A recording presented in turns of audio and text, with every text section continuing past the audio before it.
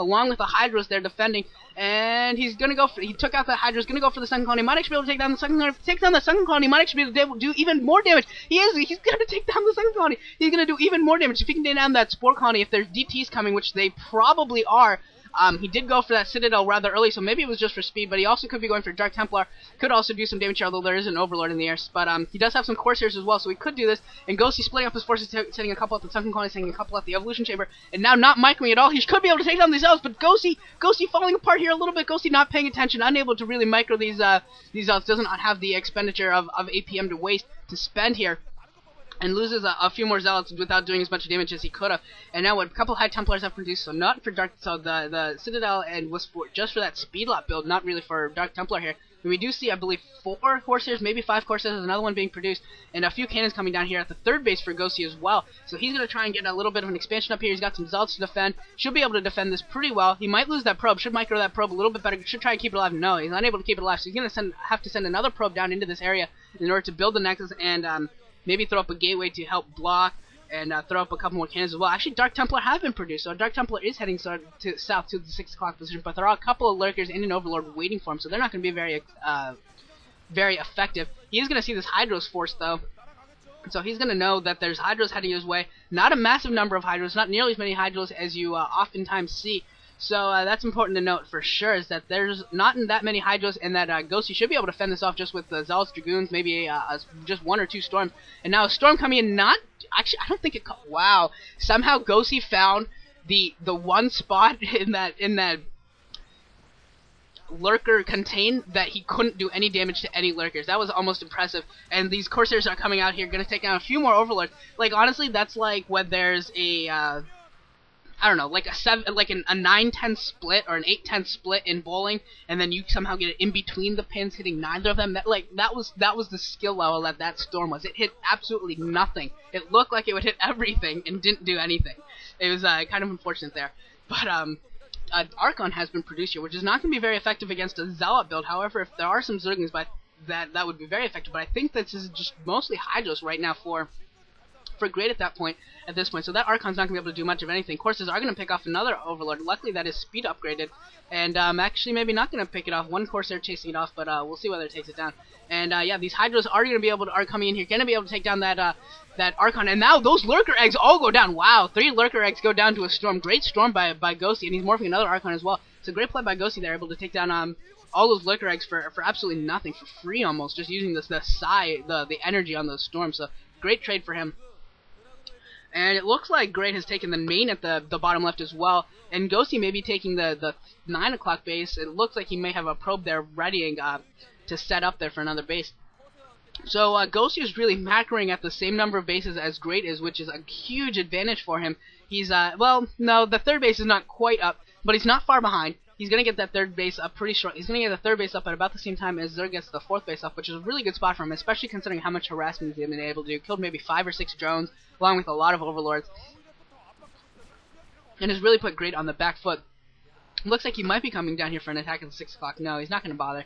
And looks like he's maybe just trying to take control of the map, patrolling around, watching out for any sort of pushes by Great. Maybe not even trying to necessarily push in anywhere right now, although he is positioned so he could go for the natural if he wanted to. Did not get a good look at the forces there. We'll see only a couple Sun Colonies, a couple Lurkers, also some Hydra, so it's a decent defense there. If he can keep his observers alive, he might be able to do some damage there. And another Overlord at the top right is going to get picked off again. And now Gosi is going to go for it. Gosi, no, he's not. Never mind. Gosi looked like he was going to go for it. Backed off there after a second. Going to need probably a couple more Storms to really do too much there. Maybe a few Dragoons. He hasn't produced any Dragoons yet. There's the first round of Dragoons. Those Dragoons will come very much in handy. Will be very, very useful. And at the 9 o'clock position, that was not a probe. That's actually an Overlord for Great. And it looks like Great maybe picked off a Corsair or an Observer just now.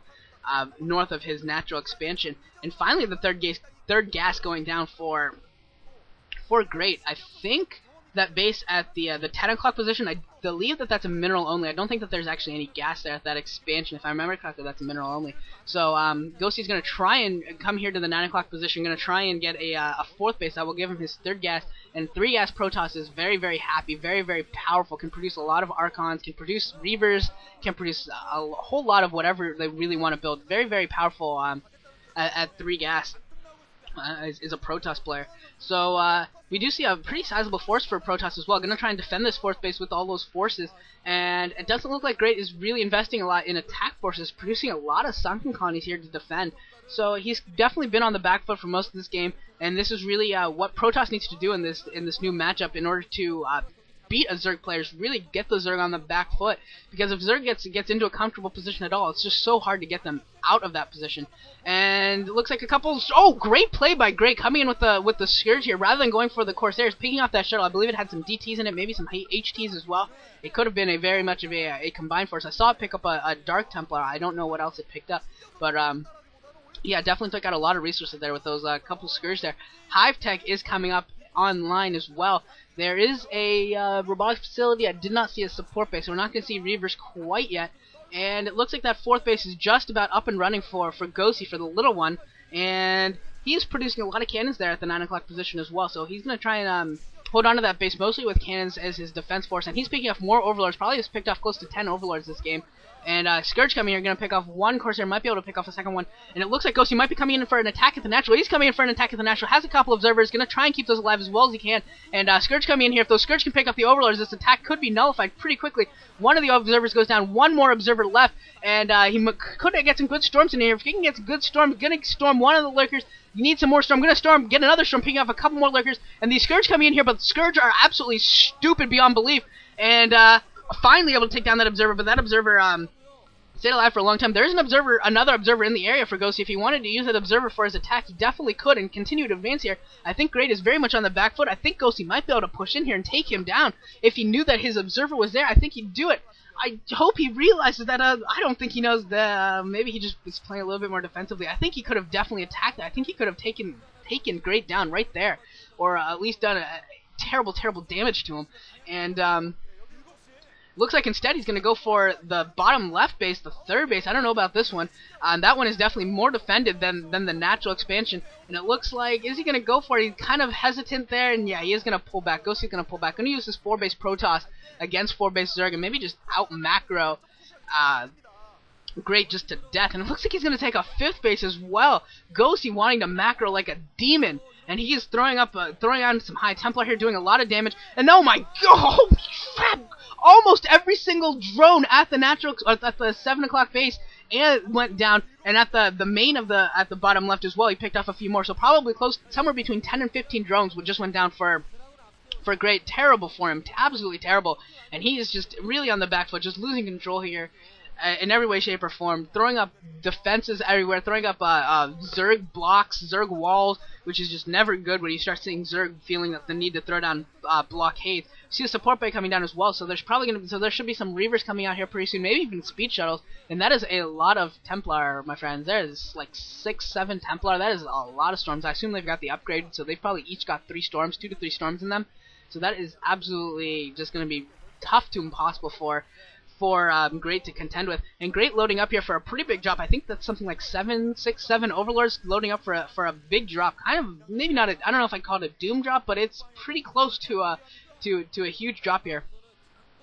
And he's going to have to wait until he can clear away some of the forces from Gosi, because there are some Gosi forces at the top right watching this. And another storm coming down, catching a couple more drones again with the shuttle, and Great refusing to just produce a couple of Scourge and take the shuttle down. And now here comes Great, gonna move towards the top right. Does not want to be seen though by those forces for Gosi. Looks like Gosi's finally moving out, so maybe he'll be able to get away with this. Yeah, Gosi.